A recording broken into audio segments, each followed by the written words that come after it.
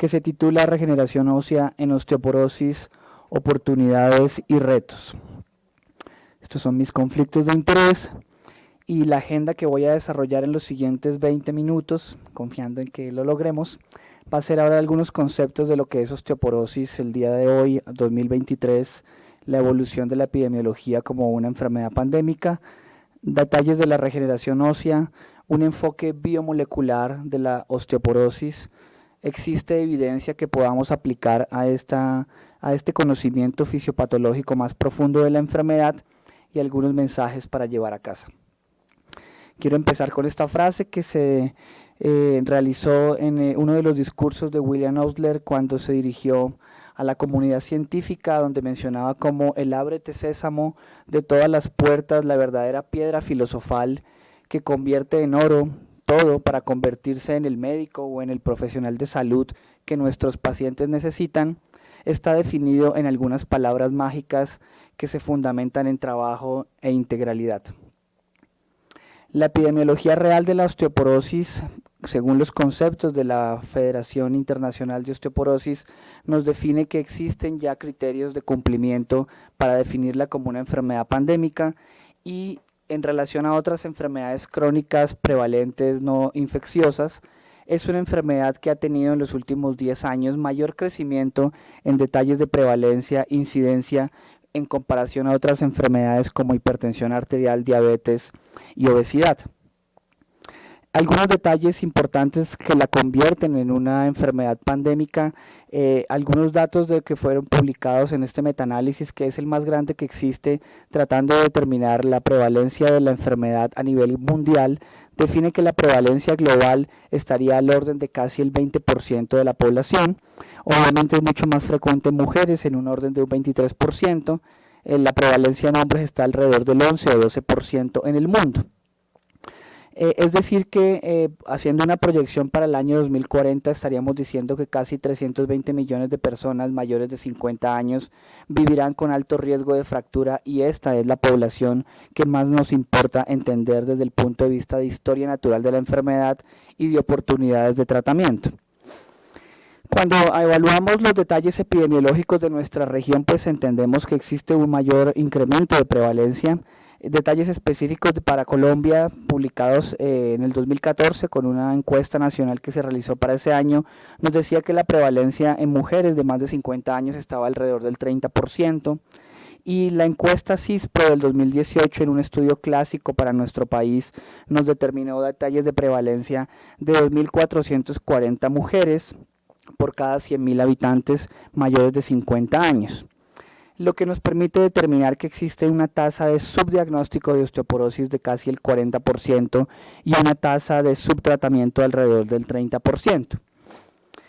Pero lo más importante de estos detalles y de estos valores epidemiológicos es que el aumento de la incidencia de fractura en los últimos 10 años para nuestro país alcanza a ser de casi un 140%. Es decir que es uno de los mayores crecimientos de impacto y de costo al sistema y de impacto en salud pública.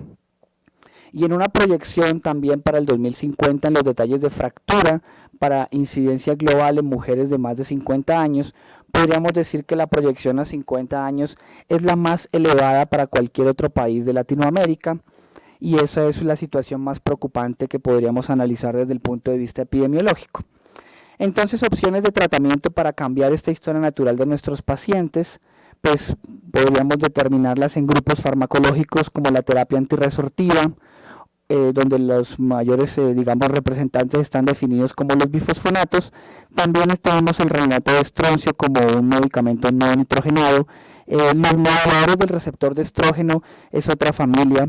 de medicamentos donde el raloxifeno y la calcitonina son importantes. La terapia fundamentada en estrógenos, los anticuerpos monoclonales como denosumab y algunas nuevas terapias de los últimos años que también están incluidas como terapia biológica, y los tratamientos dirigidos a la hormona paratiroidea como el tiriparatide y finales productos como productos naturales y vitaminas son el arsenal con el que contamos hoy en día para cambiar la historia de nuestros pacientes con osteoporosis.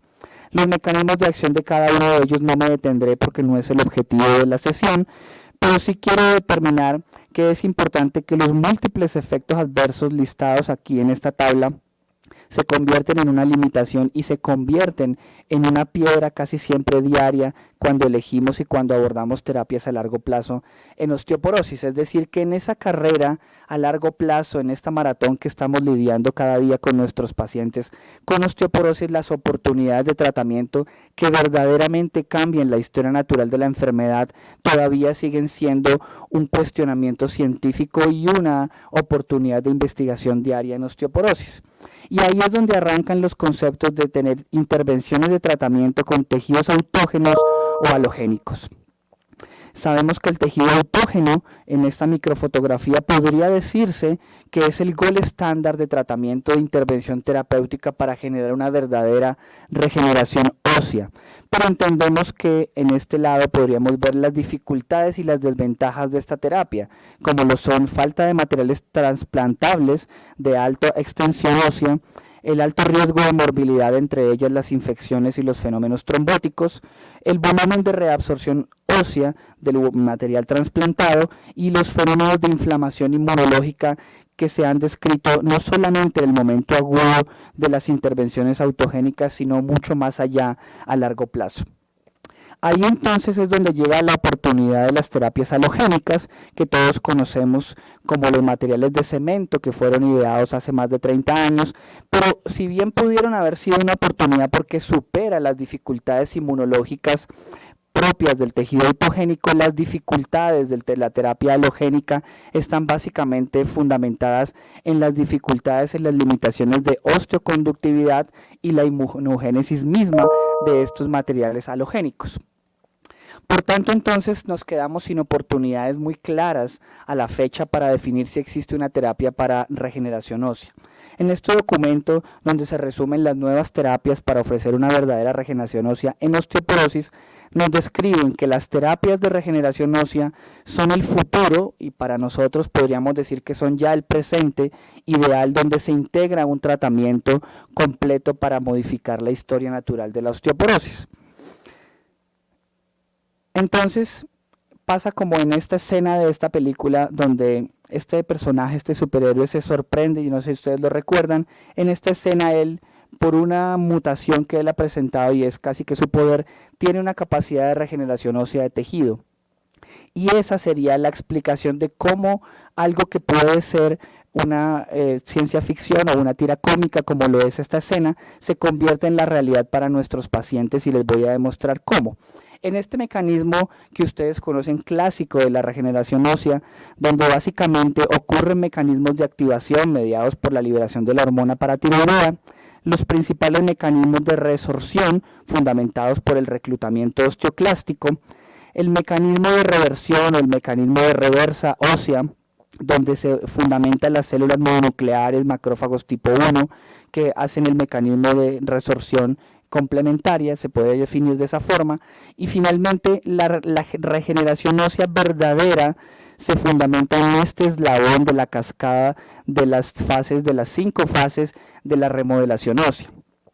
Y esta formación ósea está fundamentada por el reclutamiento osteoblástico, es decir, que todas las dianas terapéuticas a la fecha que permitan definir regeneración ósea tendrán que estar fundamentadas en el reclutamiento osteoblástico.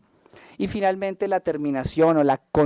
consolidación ósea, pues sabemos que son por mecanismos finales complementarios donde se produce resorción y un remodelamiento final para la recuperación del hueso.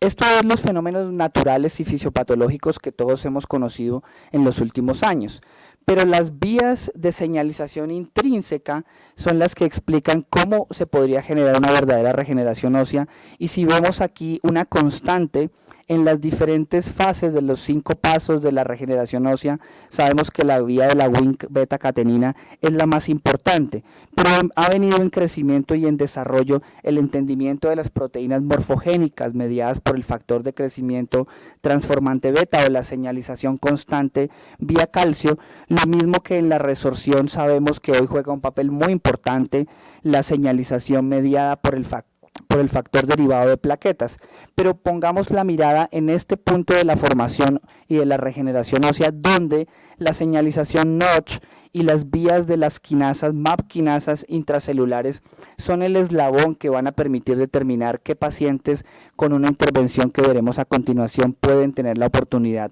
de regeneración ósea.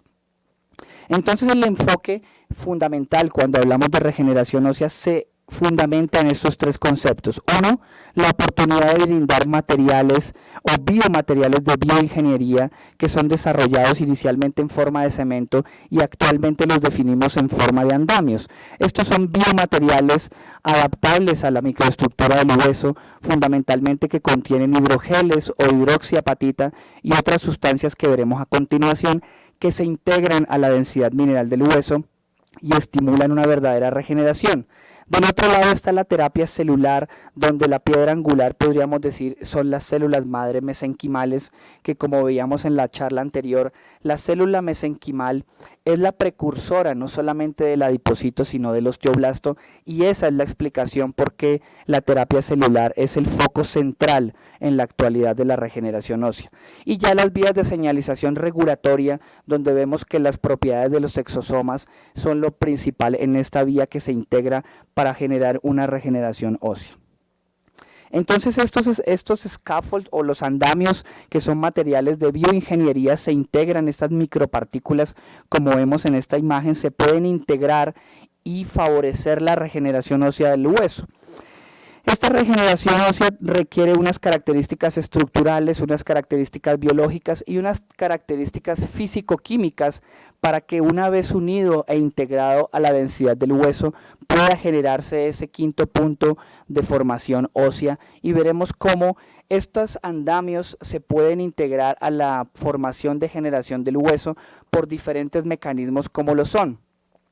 Estos andamios pueden contener materiales de hidroxiapatita o materiales de titanio o materiales de drogas, por ejemplo, liberación sostenida de alendronato o de teriparatide, o de este biomaterial como lo es el alopéptido, que se integra a la densidad mineral del hueso, o el colágeno mismo, o biosferas de vidrio materializados tolerables inmunológicamente, para que la densidad mineral del hueso se modifique y la osteoporosis pueda generar un cambio verdadero dentro del hueso.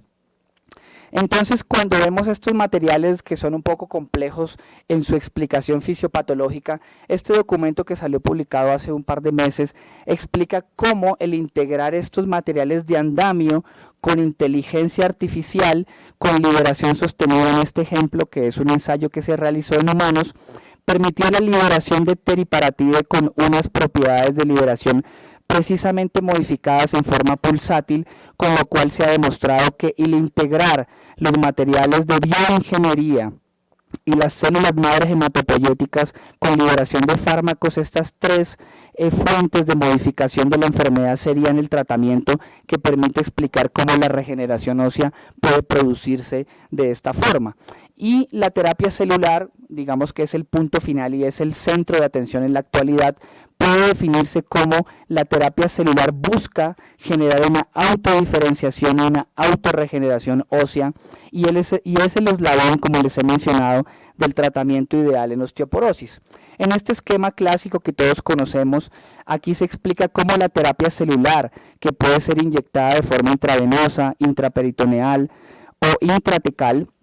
produce la estimulación directa de la célula mesenquimal y con ello promueve la generación de células osteoblásticas, y como ya habíamos visto en la secuenciación de los 5 puntos de la regeneración ósea, estimulación celular de los macrófagos tipo 1 y generar un verdadero fenómeno de bloqueo de la síntesis de osteoclastos, y con ello una mayor población de osteoblastos que permitan un verdadero remodelamiento óseo. Entonces, la pregunta importante es si con estos fenómenos y con estas hipótesis inmunológicas y celulares existe evidencia a la fecha.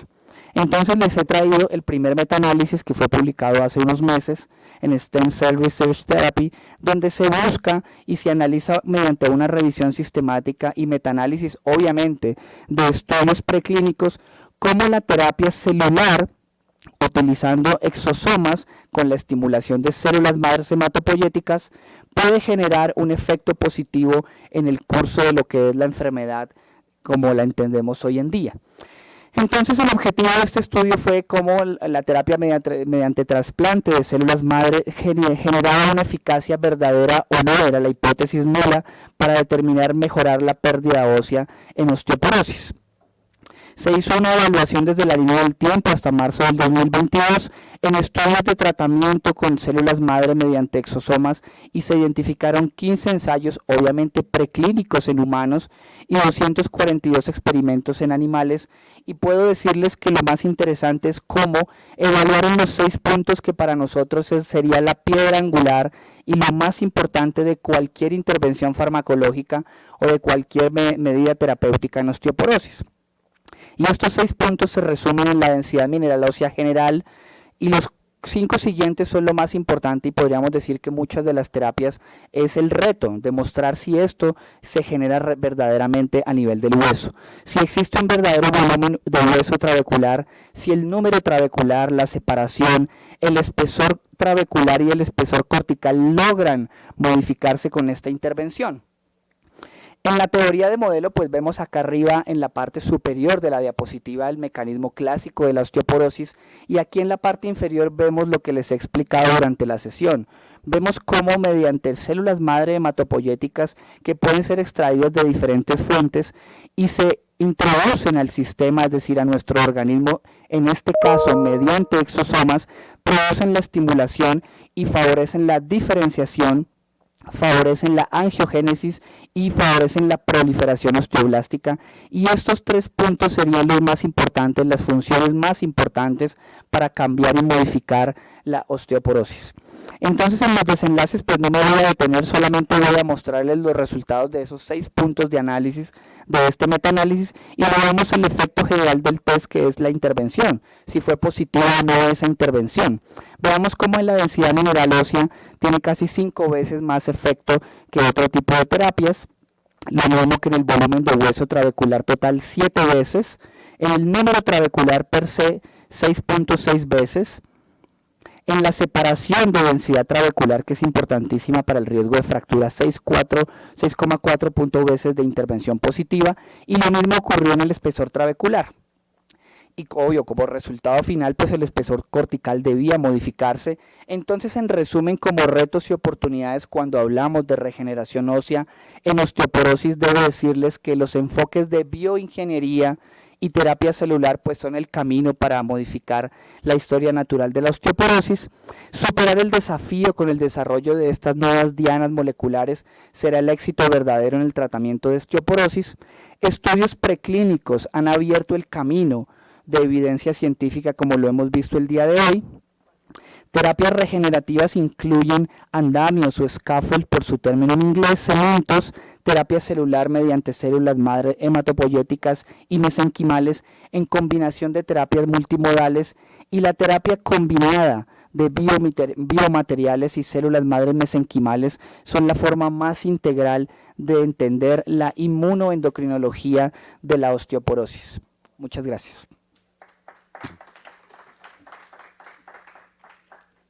Muchas gracias, doctor Freddy Luna, por excelente conferencia. Nos abre la oportunidad a nuevas terapias y esperemos ir al ortopedista a que nos trasplante el fémur o a que nos inyecte una sustancia regeneradora de materiales. Entonces, ¿sigues tú? Entonces, ¿tú sigues? Ah, sí. Entonces, a continuación.